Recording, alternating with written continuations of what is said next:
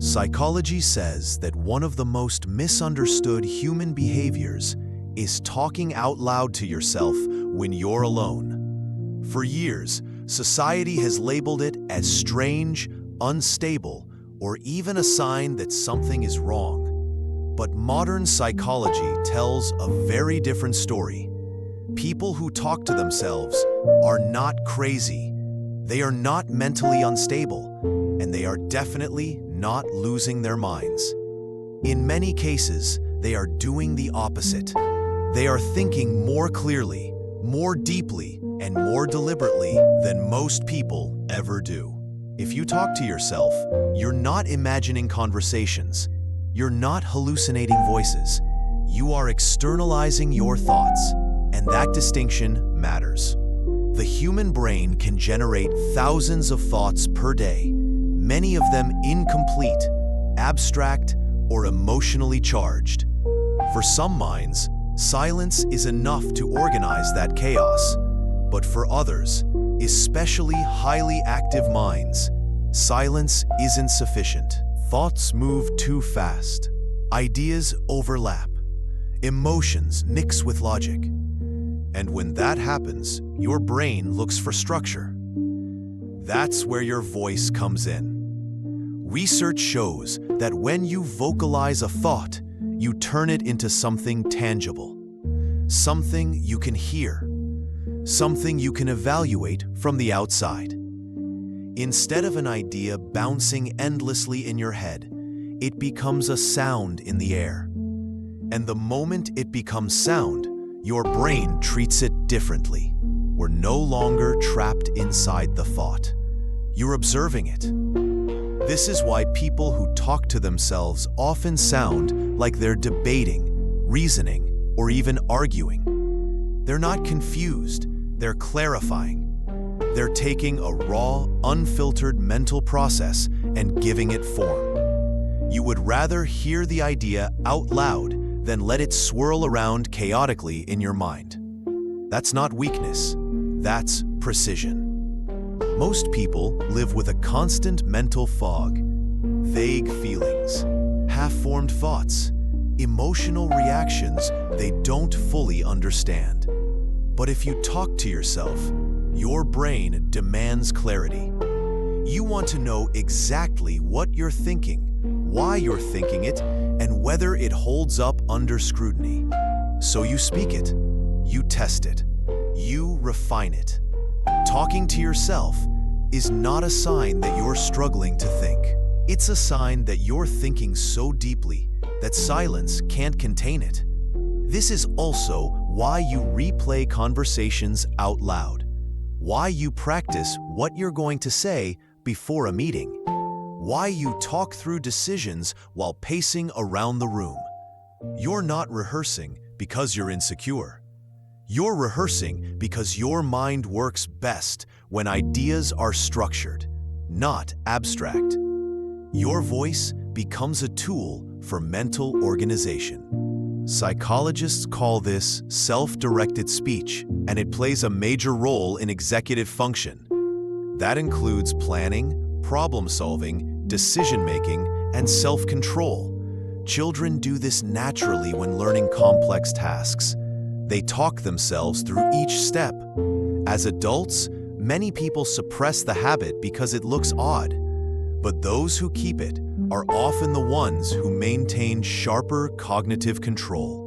When you speak your thoughts, you slow them down just enough to examine them. You catch inconsistencies. You notice emotional bias. You hear when something doesn't make sense. And that allows you to improve the idea before it turns into action. This is why some of the most intelligent, creative, and analytical people talk to themselves regularly. Writers, engineers, scientists, strategists, and artists have all reported doing it. Not because they're scattered, but because their minds generate more information than they can silently manage. Your brain is running at a high velocity, and verbal output is the exhaust system. So when you find yourself muttering under your breath, whispering ideas, or narrating your thoughts while alone. Understand what's actually happening. Your mind is organizing itself. You are materializing thought so you can analyze it, critique it, and improve it. You are not overwhelmed. You are structured.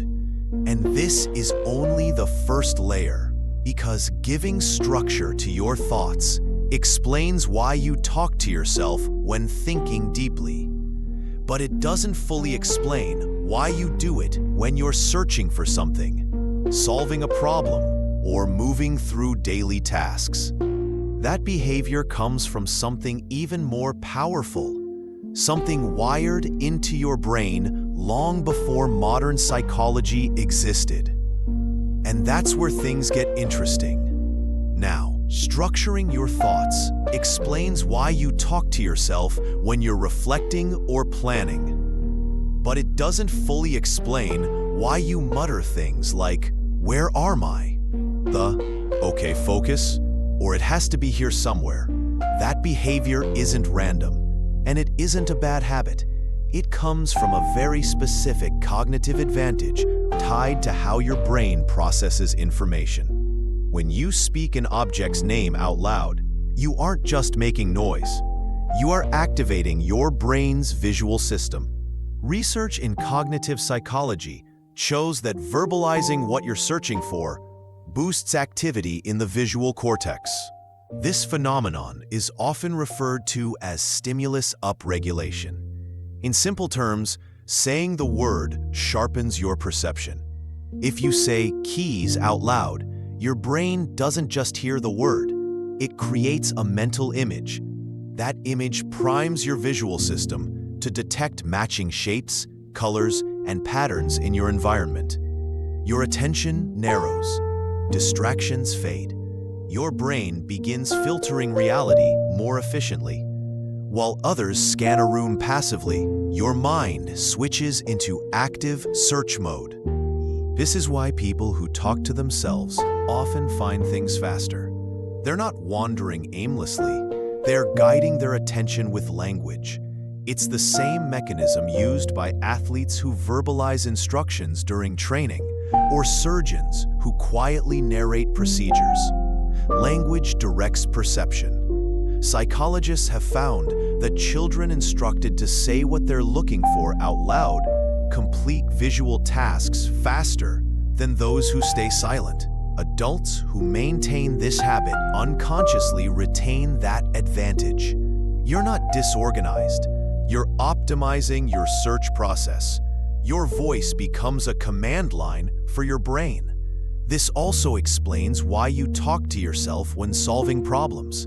Saying, "All right, first step," or "that won't work," forces your mind to move sequentially instead of jumping between ideas. It prevents mental overload. Verbal cues act like signposts, keeping your thoughts aligned with the task at hand. People who don't do this often rely on diffuse attention. Their thoughts drift. They get distracted. They forget what they were doing halfway through a task. But when you talk to yourself, you anchor your awareness in the present moment. This is not a sign of chaos, it's a sign of control. From an evolutionary perspective, this trait likely developed as a way to coordinate complex actions. Early humans used vocalization to plan hunts, navigate terrain, and solve problems in real time. Speaking helped bind perception, memory, and action together. When you talk to yourself today, you're using the same neurological wiring. You are essentially narrating your actions to keep your brain aligned. This is why silence can feel inefficient to you. When you're quiet, your thoughts feel slower, less precise, less anchored.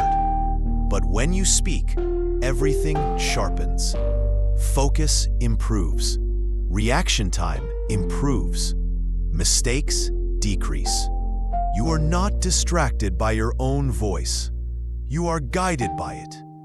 And this heightened focus has a secondary benefit most people don't realize.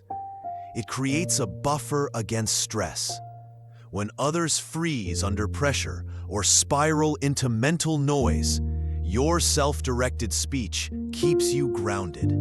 It gives you something to hold on to when things get intense. But focus alone isn't enough. Because life isn't just about finding keys or solving problems. It's about managing emotions, stress, self-doubt, and pressure. And this is where your habit of talking to yourself stops being a cognitive tool and becomes something much deeper. It becomes emotional regulation. At some point, talking to yourself stops being about focus and starts being about survival. Because no matter how sharp your mind is, it's useless if your emotions run the show. Stress, anxiety, frustration, and self-doubt can hijack even the smartest brain. But for people who talk to themselves, something different is happening under the surface. Many people who engage in self-talk don't just speak in the first person. They use their own name, or they say things like, "Come on, you've got this," or "Why did you do that?" This might sound strange to an outsider, but psychology has a name for it. It's called distanced self-talk, and it's one of the strongest indicators of emotional intelligence. When you talk to yourself as if you were another person, you create psychological distance between yourself and the emotion you're experiencing. Instead of being consumed by stress, you step back from it. You become the observer and the coach at the same time. Research shows that this form of self-talk reduces emotional reactivity. Your heart rate stabilizes faster.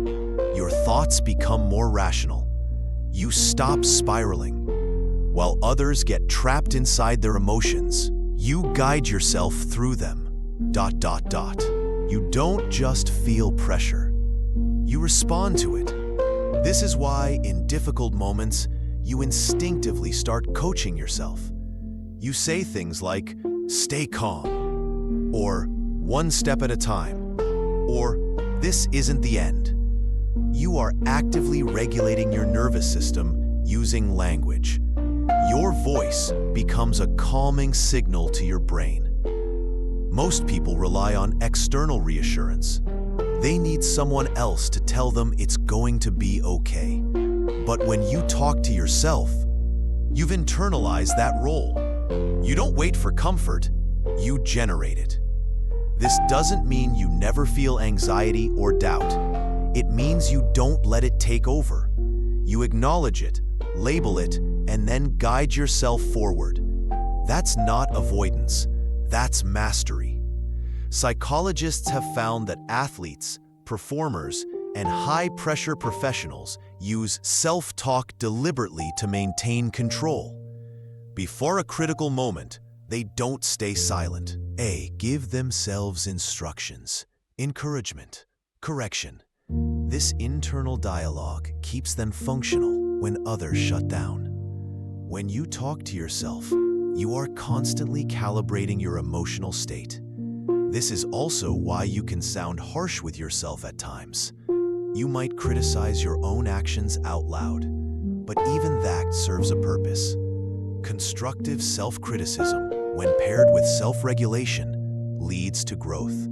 You're not attacking yourself, you're correcting course. Silence allows emotions to blend together. Frustration turns into anger. Stress turns into panic, but language separates them. It gives each feeling a name and a boundary. Once emotions are named, they become manageable. You are not suppressing emotion. You are processing it in real time. And because you do this consistently, you recover faster. You don't stay stuck. You don't dwell endlessly. You move through emotional states instead of being trapped inside them. But there's another layer to this habit that most people completely overlook: Talking to yourself doesn't just regulate your present moment. It shapes what you remember. It determines what information sticks and what fades away. Your voice isn't just a coping mechanism. It's a memory tool. And that brings us to the final piece. By the time most people realize they've forgotten something important, it's already gone. A detail, a lesson, a realization they meant to remember, but never truly locked in. But people who talk to themselves often have a different relationship with memory, and it's not accidental. Psychology shows that speaking information out loud activates what's called the production effect. When you say something instead of only thinking it, your brain creates a stronger and more distinct memory trace. The information stands out. It becomes harder to forget. Your mind treats it as important. This is why you repeat things to yourself, why you say reminders out loud, why you verbalize plans, ideas, or realizations as they happen. You're not being redundant. You're encoding. Your voice tells your brain, save this. Reading something silently allows it to pass through your mind. Saying it out loud forces your brain to engage multiple systems at once. Language, hearing, attention, and motor function all activate together. That combination strengthens long-term retention. This is why students who read aloud often remember more. Why people who talk through a process master it faster. And why you tend to remember things you've said better than things you've only thought. You're not talking to fill the silence. You're reinforcing what matters. This also explains why you sometimes narrate your life, why you summarize situations out loud, why you state conclusions after thinking something through. You're closing the mental loop. You're filing the experience into memory with intention. Your brain doesn't want everything. It wants signals. Speaking is a signal. Over time, this habit builds a mind that doesn't just consume information, but integrates it. You don't skim life, you process it. You extract meaning. You remember lessons because you gave them form. So when people misunderstand your self-talk, they miss the bigger picture. They see the behavior, but not the function. They hear the sound, but not the system behind it. Talking to yourself doesn't mean you're disconnected from reality. It means you're deeply engaged with it. It means your mind operates at a level that requires expression. That your thoughts are too layered to remain silent. That you use language as a tool for clarity, focus, emotional balance, and memory. You are not chaotic. You are precise. You are not unstable. You are self-regulating. You are not forgetful. You are encoding. Your mind is a high-performance engine, and like any powerful system, it needs an outlet. Your voice is that outlet, the exhaust that keeps everything running smoothly. So the next time you catch yourself talking out loud, don't stop. Don't judge it. Don't suppress it. Understand it. You're not weird. You're working.